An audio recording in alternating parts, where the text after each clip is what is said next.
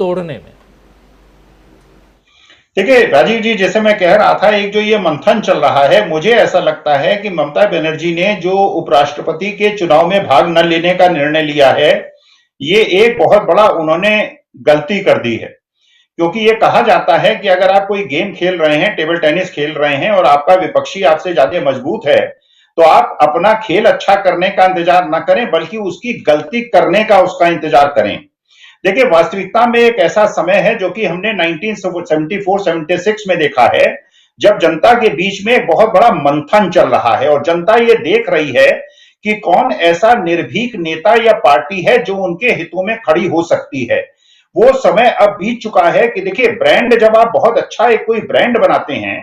और उसकी ब्रांडिंग बहुत ज्यादा कर देते हैं, अंदर एक बहुत बड़ी समस्या क्रिएट हो जाती है।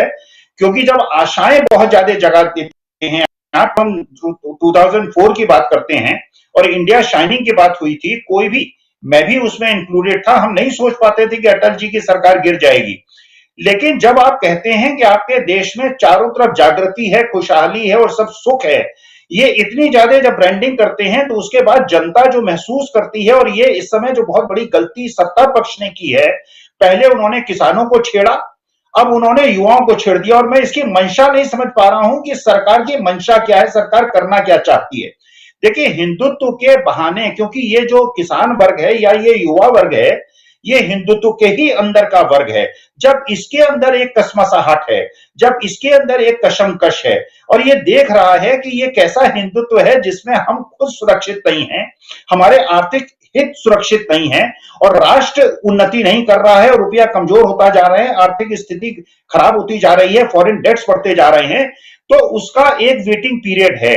ये समय, इस समय का ऐसा समय है अगले 1.5-2 साल का, जबकि जनता ये देखेगी कि कौन ऐसा पार्टी है, कौन ऐसा नेता है जो कि निर्भीक होकर इन चीजों का विरोध कर रहा है। और इसमें बिल्कुल बिल्कुल निर्विवाद सत्य है, और सारे पूर्व वक्ताओं से मैं सहमत हूं। इस समय कांग्रेस ने जो अपनी नीतियां बदली हैं, पहले उनका जो मीडिया तंत्र है वो इतना ज्यादा एग्रेसिव हो गया है, और इतना ज्यादा वो अपने पक्ष को जनता के सामने रख रहा है, और जनता देखिए पीड़ित है।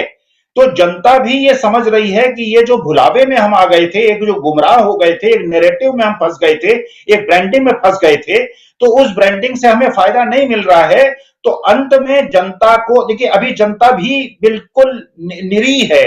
विपक्षी पार्टियां भी निरीह हैं। इस समय एकता होना या न होना कोई महत्व नहीं रखता। असली समय जब चुनाव के 1 महीने पहले, जब चुनाव की तारीखें निर्धारित होंगी, तो मुझे ऐसा लगता है एक इतना बड़ा मंथन होगा और इतना बड़ा एक रीऑर्गेनाइजेशन ऑफ पॉलिटिकल फोर्सेस होगा। उसके बाद ये देखा जाएगा कि कौन जीतेगा 2024, और 2024 में कांग्रेस अपने को किस प्रकार से संगठित करती है। लेकिन टीएमसी ने एक बहुत बड़ी भूल की है, और जो एक सब पूर्व वक्ताओं ने कहा, हम लोगों को बहुत आशाएं थी ममता बनर्जी से कि एक बहुत स्ट्रांग फोर्स वो बीजेपी के अगेंस्ट खड़ी हो रही है, और जनता की जो आवाज है उसको एक बल दे रही है। इस एक कदम से